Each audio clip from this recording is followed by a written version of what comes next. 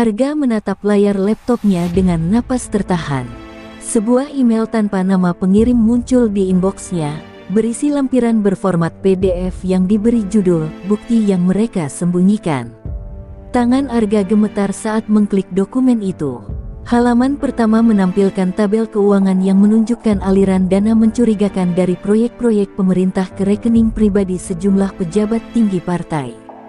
Tapi yang membuatnya lebih ngeri adalah daftar nama yang tercantum, nama-nama yang tak asing dalam politik nasional, termasuk beberapa yang dikenal sebagai wajah bersih di mata publik. Tiba-tiba, ponselnya bergetar. Sebuah nomor tak dikenal menelepon.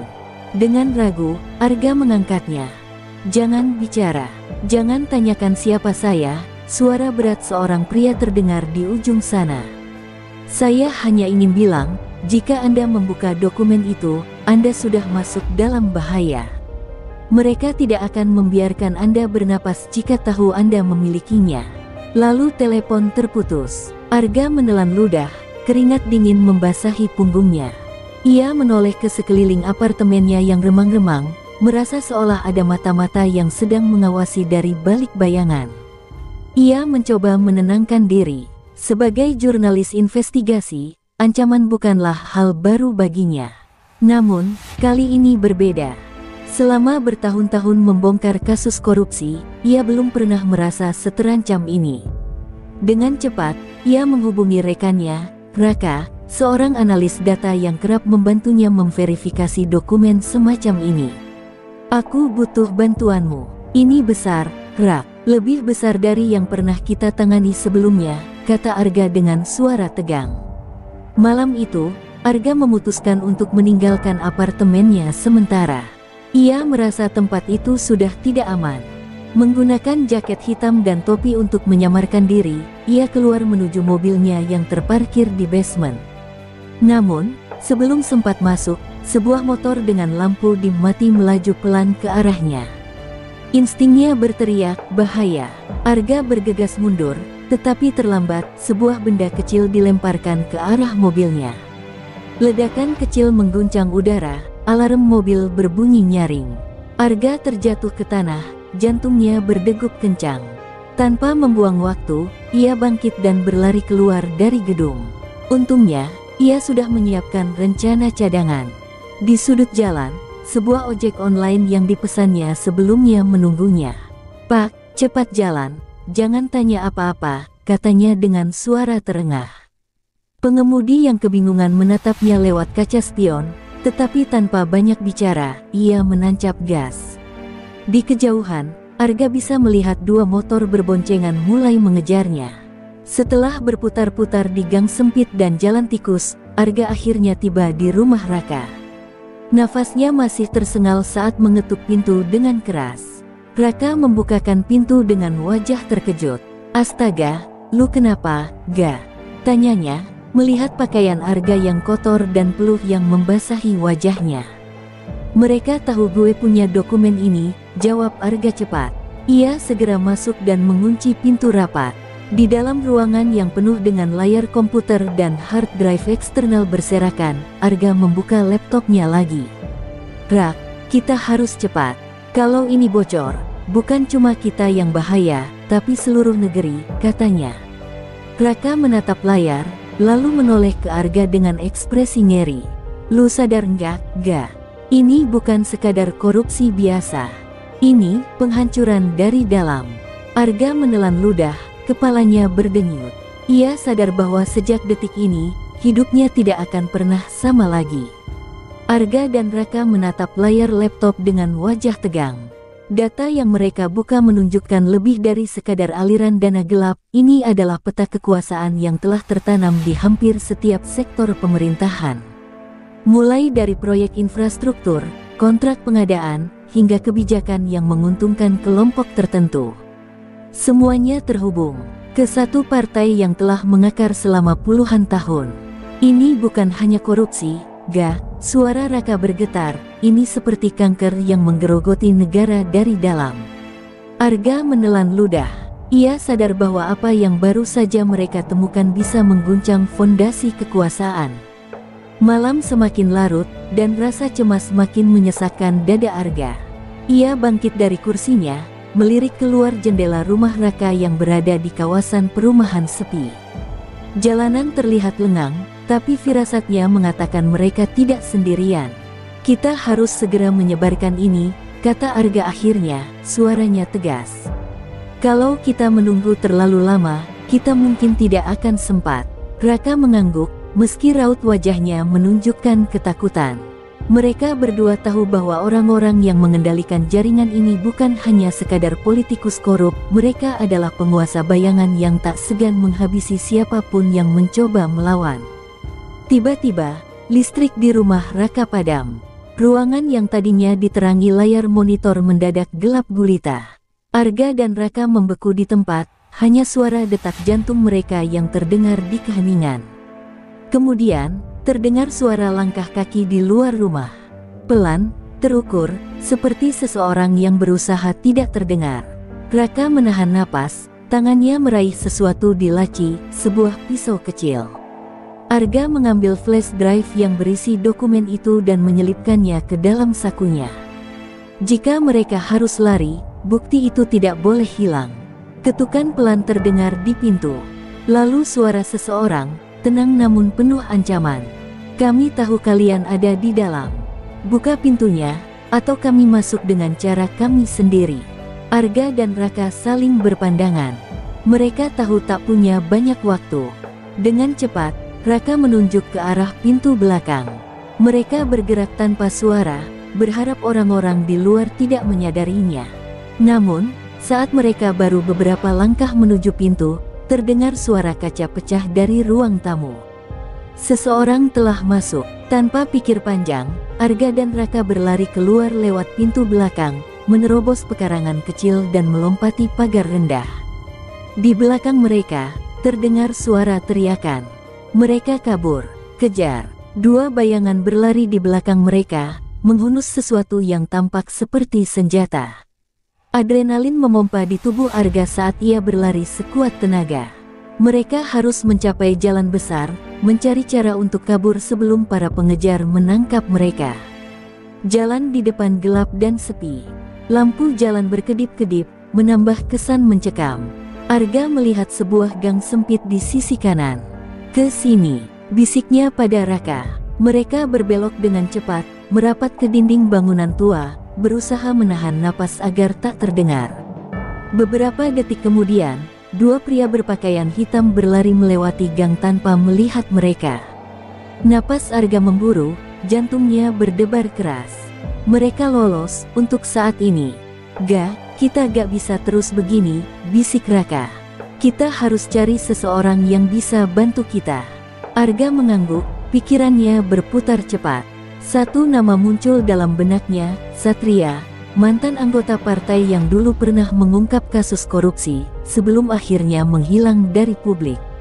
Jika ada orang yang tahu bagaimana cara melawan mereka, itu adalah dia. "Kita harus menemui Satria," kata Arga dengan suara pelan namun penuh tekad.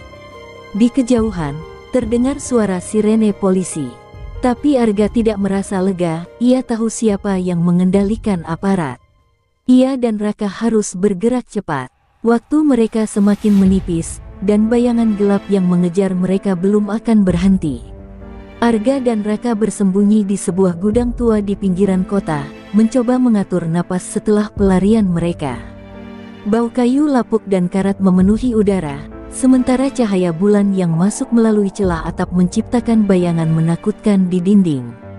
Raka mengusap wajahnya dengan tangan gemetar. "Kita gak bisa terus begini, Mereka punya segalanya, uang, kekuasaan, orang-orang di mana-mana. Kita cuma dua orang tanpa perlindungan." Arga mengepalkan tangannya. "Justru karena itu kita gak boleh berhenti.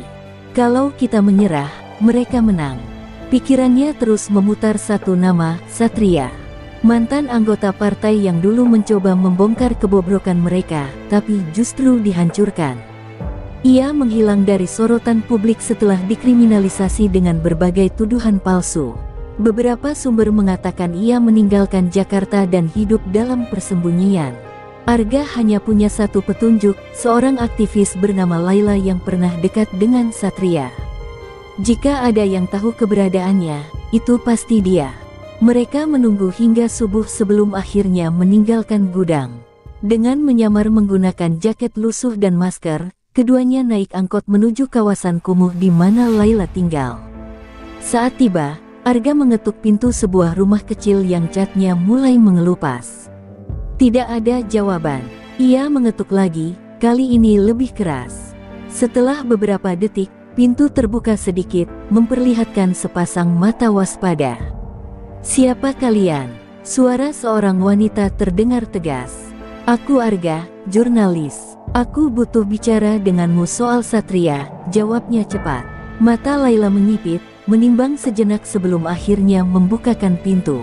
Di dalam, Laila menatap mereka tajam. "Kalian gila datang ke sini. Kalian pikir mereka gak mengawasiku?" bisiknya. Arga meletakkan flash drive berisi dokumen di meja. "Kami punya bukti besar. Bukti kalau mereka telah menggerogoti negara dari dalam. Kami tahu Satria pernah mencoba mengungkap kebenaran ini. Kami butuh dia." Laila terdiam, matanya menatap flash drive itu lama, seakan menimbang sesuatu yang berat. Akhirnya, ia menghela napas. "Satria tidak lagi percaya siapapun. Tapi aku bisa menghubunginya. Tunggu di sini." Beberapa menit kemudian, Laila kembali dengan wajah tegang. "Dia setuju bertemu kalian, tapi hanya di tempat yang dia tentukan. Dan kalian harus datang sendiri, tanpa ada yang mengikuti." Arga mengangguk. "Di mana?" Laila menatapnya dalam. "Sebuah villa tua di luar kota. Tengah malam nanti." Raka tampak ragu. "Ini bisa jadi jebakan." Laila menggeleng. "Jika Satria ingin menjebak kalian, dia tidak akan repot-repot bertemu. Tapi kalau kalian mau tetap hidup, jangan bicara soal ini dengan siapapun." Malam itu, Arga dan Raka tiba di lokasi yang disebutkan. Sebuah villa tua di kaki bukit, terlihat terbengkalai dan sepi. Lampu di teras berkedip-kedip, menciptakan suasana menyeramkan. Mereka melangkah masuk dengan hati-hati. Di dalam, suasana semakin mencekam. Langkah kaki mereka menggema di lantai kayu yang berdebu. "Satria," panggil Arga pelan. Tiba-tiba, sebuah suara berat terdengar dari kegelapan. "Kalian sudah terlalu jauh melangkah." Dari bayangan, seorang pria muncul. Wajahnya penuh garis keras, rambutnya sedikit beruban, dan sorot matanya tajam penuh curiga. "Kenapa aku harus percaya kalian?" tanyanya dingin. Arga mengambil flash drive dan meletakkannya di meja. "Karena kami punya bukti yang selama ini kau cari." Satria mengambilnya, memasukkannya ke laptop tua, dan mulai membaca. Perlahan, wajahnya berubah. Kemarahan, kesedihan, dan ketakutan bercampur menjadi satu. "Aku sudah mencoba membongkar ini bertahun-tahun lalu," gumamnya. "Tapi aku dikhianati oleh orang-orangku sendiri." Arga menatapnya serius. "Mereka mungkin mengalahkanmu dulu, tapi sekarang, kita punya kesempatan kedua." Satria terdiam sejenak, lalu mengangguk pelan. "Baik, aku akan membantu kalian. Tapi bersiaplah, begitu kita memulai ini, tidak akan ada jalan kembali." Angin malam berhembus kencang di luar villa tua, membawa hawa dingin yang merasuk ke tulang. Arga, Raka, dan Satria duduk mengelilingi meja kayu reot, menatap layar. Laptop yang menampilkan dokumen-dokumen penuh skema rumit.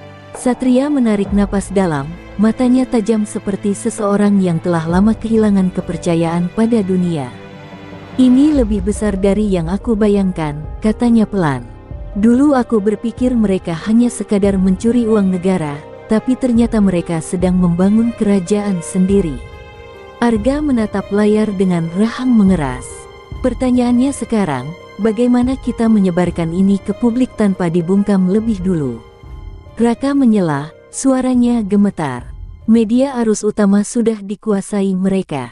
Polisi, jaksa, semua orang dalam sistem ini bisa berbalik melawan kita.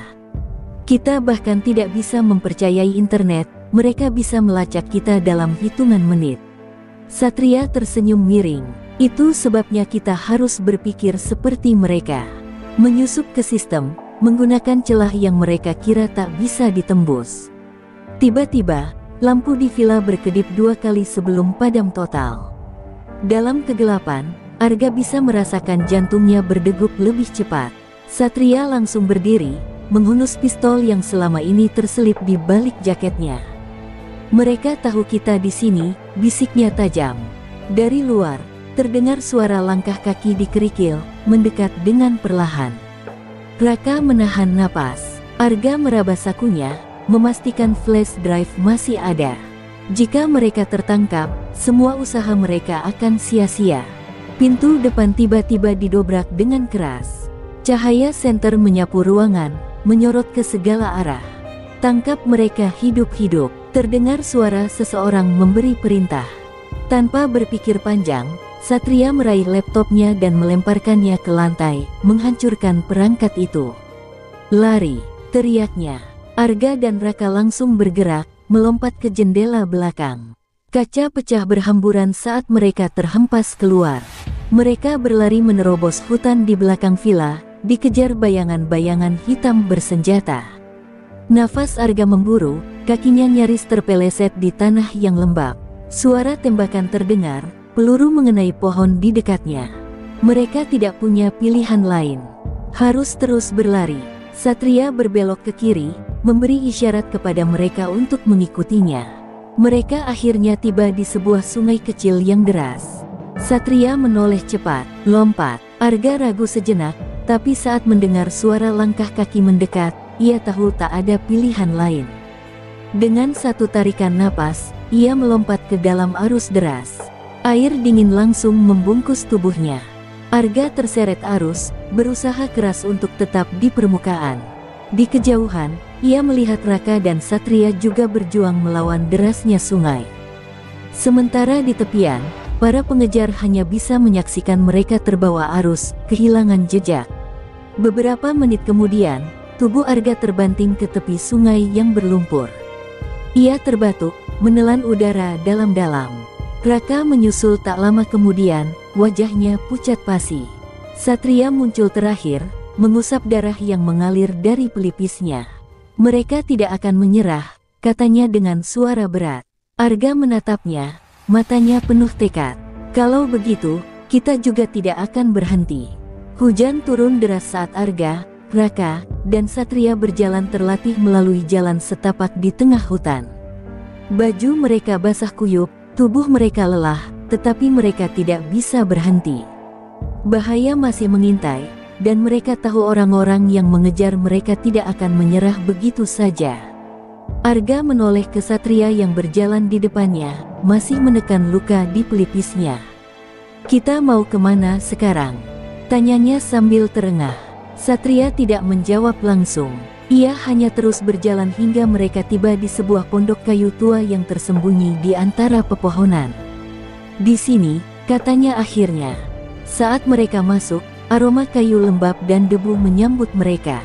Raka langsung jatuh terduduk, sementara Arga menutup pintu dan mengamati sekeliling. Pondok itu terlihat sudah lama tidak dihuni, tetapi masih cukup aman untuk berlindung sementara. Satria membuka sebuah laci tua dan mengeluarkan sebuah ponsel lama. "Kita butuh sekutu," katanya, menekan beberapa angka. "Ada seseorang yang bisa membantu kita, tapi ini berisiko." Arga dan Raka saling bertatapan, lalu mengangguk. Mereka sudah terlalu jauh untuk mundur. Beberapa jam kemudian, suara motor terdengar dari kejauhan. Arga langsung meraih pisau dapur yang ia temukan di pondok, berjaga-jaga jika ini adalah jebakan. Namun, saat pintu diketuk dengan pola tertentu, Satria langsung berdiri dan membukanya. Seorang pria berjaket kulit masuk, wajahnya tertutup masker. "Kalian benar-benar dalam masalah besar," katanya sambil melepas masker dan memperlihatkan wajahnya. Arga terkejut. Gilang adalah mantan anggota intelijen yang menghilang bertahun-tahun lalu setelah membocorkan kasus besar. Gilang menatap mereka tajam. "Kalian tidak tahu siapa yang sedang kalian hadapi. Mereka bukan sekadar politisi busuk. Mereka punya pasukan bayangan, orang-orang yang bekerja di balik layar, mengendalikan aparat, media, bahkan dunia digital. Ia melemparkan sebuah tablet ke meja. Lihat ini. Arga dan Raka mendekat. Di layar, tampak dokumen-dokumen rahasia dan rekaman yang mengerikan, penghilangan paksa, suap kepada pejabat tinggi, hingga proyek-proyek yang dibuat hanya untuk mencuci uang. Semuanya mengarah pada satu kesimpulan, negara sedang dikuasai dari dalam. Raka mengusap wajahnya, tampak syok. Jadi kita melawan musuh yang tidak terlihat. Gilang mengangguk. Bukan hanya tidak terlihat, mereka bisa membuat kalian menghilang tanpa jejak. Ia menatap Arga tajam. Satu-satunya cara agar ini berhasil adalah memastikan informasi ini menyebar secepat mungkin. Jika hanya satu orang yang membocorkannya, mereka bisa membungkamnya. Tapi jika kita buat ini viral, semua orang akan tahu sebelum mereka sempat menutupinya. Satria mengangguk pelan. Aku masih punya beberapa kontak di media bawah tanah. Kita bisa mulai dari sana. Gilang menghela napas. Baik, tapi kita harus bergerak cepat. Aku dengar mereka sudah mengerahkan orang-orangnya untuk memburu kalian. Dan kali ini, mereka tidak akan datang hanya untuk menangkap. Kata-kata itu membuat suasana semakin tegang. Arga mengepalkan tangan. Kalau begitu, kita lawan balik. Kita pastikan mereka tidak bisa bersembunyi lagi. Malam itu, mereka mulai bekerja. Dengan hati-hati, mereka menyusun strategi, mengumpulkan bukti, dan menyiapkan jaringan untuk menyebarkan informasi. Di luar pondok, hujan masih turun deras, seakan menjadi pertanda bahwa badai yang lebih besar sedang menunggu mereka di depan. Pagi menjelang, tetapi tidak ada waktu untuk beristirahat. Pondok kayu yang menjadi tempat persembunyian mereka kini berubah menjadi markas perang. Laptop terbuka, kabel berserakan, dan suara ketikan keyboard memenuhi ruangan. Gilang, dengan keahlian intelijennya, mulai meretas sistem keamanan yang dikendalikan oleh jaringan korup yang mereka hadapi. Kita tidak hanya melawan mereka secara fisik, katanya, matanya fokus ke layar. Kita harus menyerang di tempat yang paling mereka takutkan, di dunia maya. Arga menatap layar laptopnya, mengunggah potongan video rekaman tentang para pejabat yang terlibat dalam jaringan gelap itu. Video itu harus disebarkan ke sebanyak mungkin platform sebelum mereka sempat menutupinya. Aku sudah menyiapkan server cadangan. Jika satu video dihapus, ada 5 salinan lainnya yang akan muncul di tempat lain, katanya sambil mengetik cepat. Raka membantu dengan menghubungi jurnalis-jurnalis independen yang masih berani bersuara. Jika ini berhasil, publik akan tahu siapa sebenarnya musuh mereka, katanya penuh harap. Namun, harapan itu hanya bertahan sekejap. Tiba-tiba, laptop Gilang menampilkan peringatan merah. Mereka sudah tahu, katanya dengan suara tegang. Seseorang sedang mencoba melacak lokasi kita. Ia dengan cepat memasukkan serangkaian kode untuk menghalangi pelacakan, tetapi sistem mereka mulai lumpuh satu persatu. Mereka mengerahkan tim cyber mereka untuk menghentikan kita. Arga menegang. Kalau begitu, kita harus lebih cepat. Tiba-tiba, listrik di pondok mati. Layar laptop berubah gelap, hanya tersisa suara hujan di luar. Suasana menjadi mencekam. Raka mengutuk pelan.